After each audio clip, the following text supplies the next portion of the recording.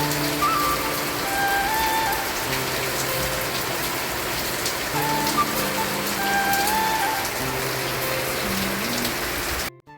Morning বন্ধুরা, Radhe Radhe, welcome back to my channel. আশা করছি সবাই ভালো আছো।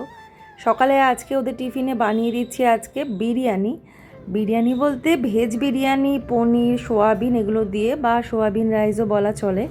তো অল্প করে পনির ছিল, নিয়ে নিলাম, একটু গরম জল দিয়ে দিলাম। আর চালটা আগের দিন রাতেই আমি ভিজিয়ে রেখেছিলাম। আর এখন এই যে চালটা আগে বানিয়ে নেব, মানে রাইসটা আগে বানিয়ে নিচ্ছি। ওদিকে সোয়াবিনটাও সেদ্ধ হচ্ছে। তো সোয়াবিন, পনির একটু মশলা মশলা করে, আলুও দেবো। তো আলুটা প্রথমে দিইনি, তো আলুটা আসলে ভেবেছিলাম দেবো না।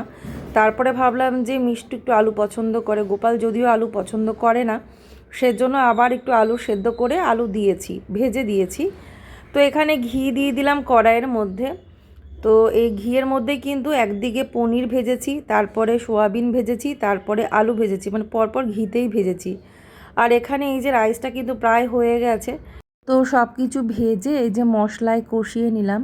তো এগুলো কিন্তু নরম হয়ে গেছিলো, তো একটু মশলা মশলা রেখেছিলাম। তারপর এই যে রাইসের সাথে মিশিয়ে দিলাম। আর এবারে দিয়ে দেবো একটু ঘি আর গরম মশলা দিয়ে একটুখানি হালকা করে ঝাঁকিয়ে নাড়িয়ে চাড়িয়ে ঢাকা দিয়ে রাখবো। তারপরই হয়ে যাবে। আর খুব একটা বেশি টাইম আমি নেব না। আর এই সময়টা এত তাড়াহুড়ো থাকে না, কি বলবো, মানে আমি ধাপে ধাপে যে শেয়ার করব সেটা আর হয়নি। তো যাই হোক, মুখে তো বলেই দিলাম তোমাদেরকে। এখন দেখো ওরা বেরিয়ে যাবে, স্নান করে খেয়ে দিয়ে রেডি হয়ে গেছে। তো টিফিন প্যাক করাটা আর শেয়ার করতে পারিনি আসলে। আজকে ওদের টিফিনে তো দেখলেই যে রাইস দিয়েছি, একটুখানি আম দিয়েছিলাম ফলের মধ্যে, আর এমনি কুকিজ দিয়েছিলাম 4টে মতো, এই আজকে ওদের টিফিনে দিয়েছি। এদিকে আমার ছেলে দেখো আয়নায় নিজে চুল ঠিক করতে ব্যস্ত, মানে চুলটা উল্টো এলোমেলো করে ফেললো। আর এই যে আমি আমাকে দেখছি যে তেল দিয়ে কতটা চিপকু চিপকু লাগছে আমার মাথাটা।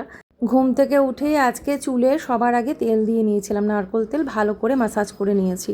তো এদিকে 2 কাপ লিকার চা নামিয়ে আমি আমার জন্য একটু স্পেশাল করে দুধ চা করে নিচ্ছি। এই যে ইনি তো আমার জন্য দুধ এনে রেখেই দিয়েছে, যে দুধ চা যাতে খেতে পারি। এদিকে খাওয়ার সময় আবার বলবে যে দুধ চা এত খেও না। তা আমি বললাম দাঁড়াও, এই বৃষ্টির দিনে দুধ চা খেতে ভালো লাগে। তো এলাচ দিয়ে, আদা দিয়ে আমি দুধ চা করলাম আমার জন্য। আর না, আমার কিছু কিছু এমন বিস্কিট থাকে দেখবে, যে বিস্কিটগুলো দিয়ে না দুধ চাটাই খেতে ভালো লাগে। তো তখনও বিস্কুটের লোভে না আমি দুধ চা করি, মানে মেন কথা হচ্ছে তাই। মানে চায়ের সাথে টাটা কেমন আছে সেই টা অনুসারে আমি চাটা করি, কি দুধ চা করবো না লিকার চা করবো। তো যাই হোক, বেশ গাঢ় করে দুধ চা করে নিয়েছি। আর এই যে ও বাজারেই এখন যাচ্ছিল, মানে চাটা খেয়ে বাজারে বেরিয়ে যেত, কিন্তু যখন সবজিওয়ালা গেটের সামনে চলেই এসেছে, তো আমি বললাম থাক, আর বৃষ্টি বাদলে এই জল কাদার মধ্যে বাজারে যেতে হবে না। মানে এখন তো একদিন বাদে একদিন প্রতিদিনই প্রায় বৃষ্টি লেগে আছে। তো ওই জন্য বললাম থাক, এখান থেকেই নিয়ে নাও। তো ওই জন্য সবজির এই বাস্কেট থেকে কী কী আছে একটু দেখিয়ে দাও আমাদের সকলকে। তোমাদেরকেও দেখিয়ে দিলাম, দেখো ইনার সবজির ট্রলিতে কী সবজি আছে দেখে নাও। তো এখান থেকেই সব রকম সবজি কিন্তু বেশি করে আমাদের নেওয়া হয়েছে। তো এখানে দেখো লাল শাক, টমেটো, আলু, তারপরে ভেন্ডি, ঝিঙে, পটল, কুমড়ো, শসা, পেঁপে, উচ্ছে, সমস্ত কিছু। আবার একটা লাউ নিয়েছে, তবে লাউটা এখানকার জন্য না, ওই বাড়ির জন্য। তো সেই জন্য আমি বললাম এদিকের জন্য একটা লাউ নিলে না, দিয়ে বলছে তুমি তো বললে নিতে না। তো 2 জায়গার সবজি, তো তার জন্য বেশি বেশি করে নেওয়া হয়েছে। আর লাউটা আমি কিন্তু নিতে বারণ করিনি, ও ভুল শুনেছে, মানে আমি অন্য জিনিসে না করেছি, ও লাউটার ক্ষেত্রে শুনেছে। তো যাই হোক, এখন এই দুজনে মিলে খেলাম চা। তো মাও চা খেয়ে নিয়েছে, একসাথে 3 জনে মিলেই চা খেলাম। তবে ওর চাটা একটুখানি ঠান্ডা মানে হয়ে গেছিলো, তো বলছে আমার চাটা আর সেই গরম নেই, কারণ ও সবজি নিয়েছে, সবজিওয়ালাকে টাকা দিয়েছে, দেরি হয়েছে। তো আমি বললাম ঠিক আছে, তোমাকে আমি আরেক কাপ ছোটো কাপের চা করে দিচ্ছি, দিয়ে ওকে আবার একটু চা করে দিলাম পরে। ও বললো তুমি আগে তোমার চাটা খেয়ে নাও শান্তি মতো, তারপরে আমাকে পরে আরেক কাপ চা গরম করে দিও। তো এখন আমি দই পাতবো, তার জন্য নিয়ে নিচ্ছি একটা কাচের বাটি, এটা লিড আছে। তো দুধটাকে ভালো করে এখানে জাল দিয়ে নিয়েছি। আর এবারে আমি এর মধ্যে দিয়ে দেবো দই।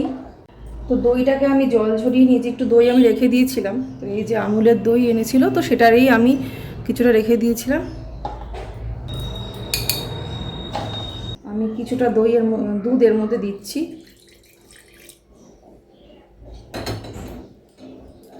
দিয়ে এটাকে ভালো করে এখন ফেটিয়ে নেব। বাকি দুধটা দিয়ে দিচ্ছি।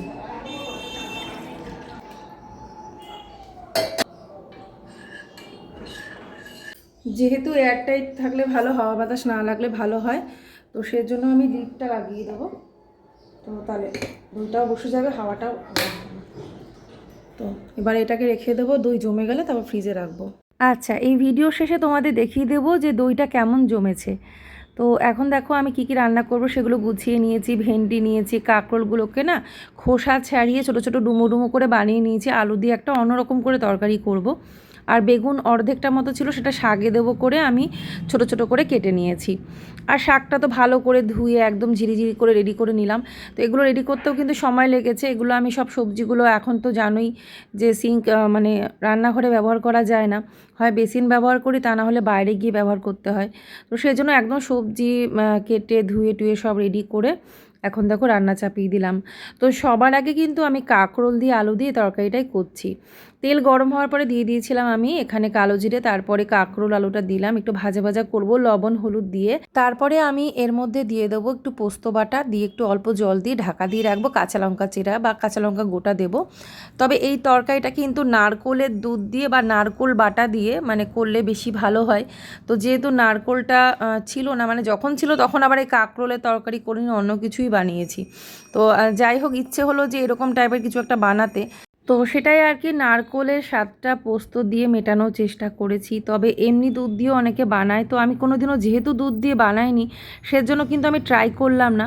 তো এবারে দেখো পোস্ত বাটা দিয়ে দিয়েছি, আর পোস্তর মধ্যেই কিন্তু বেশি করে কাঁচা লঙ্কা দিয়েছি, একটু ঝাল ঝাল হবে। তো এবারে জল দিলাম, দিয়ে এবার কাঁচা লঙ্কা গোটা গোটা কয়েকটা দিয়ে ঢাকা দিয়ে রাখলাম একদম লো ফ্লেমে।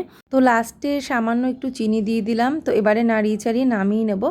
তো এটা নতুনত্ব একটা তরকারি, তো তোমরাও ট্রাই করতে পারো, আশা করি ভালো লাগবে। লাস্টে চাইলে একটু মাস্টার্ড অয়েল মানে একটু সর্ষের তেল দিয়ে দিতে পারো, যেরকম পোস্ততে আমরা দিয়ে থাকি। আর চাইলে তোমরা এটা সাদা সর্ষে দিয়ে করতে পারো, সাদা সর্ষের পেস্ট বানিয়ে। তবে এখানে আরেকটা কথা আমার বলা হয়নি, যেটা হচ্ছে কাঁকরোলগুলোকে আমি কিন্তু ডুমো ডুমো করে কেটে নিয়ে একটু লবণ জলে ভিজিয়ে রেখেছিলাম, যাতে কষকষ ভাবটা একটু বেরিয়ে যায়। তারপরে কিন্তু জল থেকে তুলে থালায় তুলে নিয়েছিলাম। আর আমি দিনের বেলা এডিট করছি, তো সেজন্য একটা মানে সাউন্ড আসছে চারিদিক থেকে, কখনো গাড়ির আওয়াজ, কখনো বাইকের আওয়াজ। তো ঘরের পাশেই যেহেতু রাস্তা, তো এখন বিকেল প্রায় সন্ধ্যা হতে চললো, তো এখন এডিট করছি, তারপরে তোমাদের ভিডিওটা দিতে পারবো। তো যাই হোক, এখন দেখো তরকারি রেডি। তো কেমন লাগছে বা কেমন হয়েছে রেসিপিটা তোমরা জানাবে, আর অবশ্যই ট্রাই করবে, আশা করি তোমাদেরও ভালো লাগবে।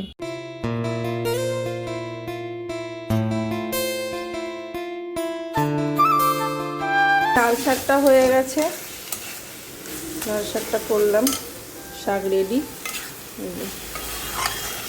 বাদাম থাকলে বাদাম দিতাম, তো বাদামটা নেই, তাই বাদাম আর দিলাম না। শাক রেডি হয়ে গেছে।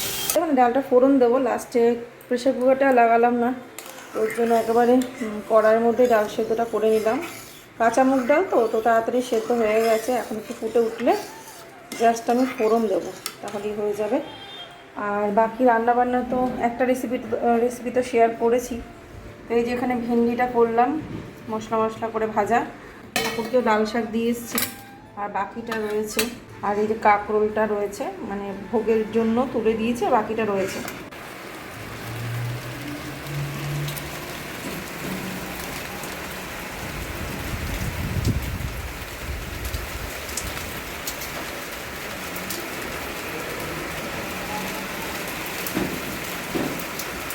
শুরু হয়ে গেল বৃষ্টি, ওদেরকে নিয়ে আসবে, এদিকেও বিষ্ণুপুর থেকে মনে হয় আসছে। তো ওদের রেনকোটও বাড়িতে, ওকে বাড়িতেই আসতে হবে, এই না যে ও আসার সময় নিয়ে আসতেও পারবে না, বাড়িতে এসে রেনকোট নিয়ে তারপরে আবার যেতে হবে।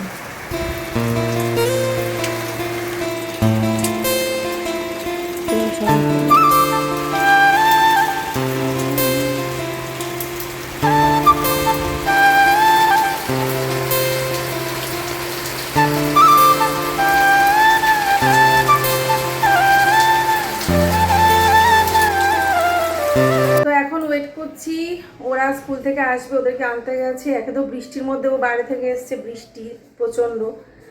তো রেনকোট পরা ছিল, অসুবিধা নেই, গাড়িতে রেনকোট থাকেই বাইকে।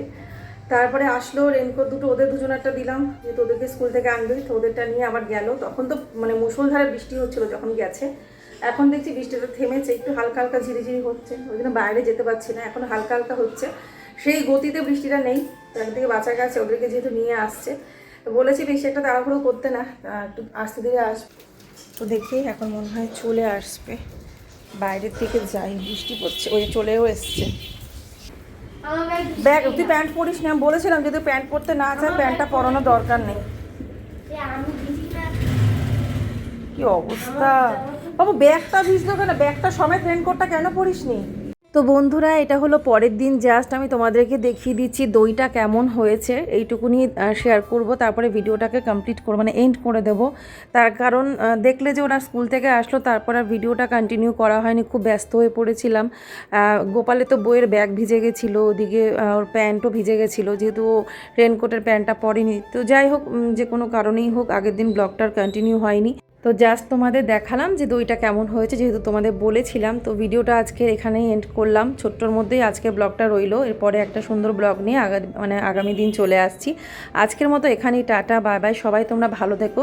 আর এই ব্লগটা যদি একটু ভালো লেগে থাকে অবশ্য করেই ভিডিওটাতে একটা লাইক করবে, নতুন বন্ধুরা সাবস্ক্রাইব করবে। রাধে রাধে।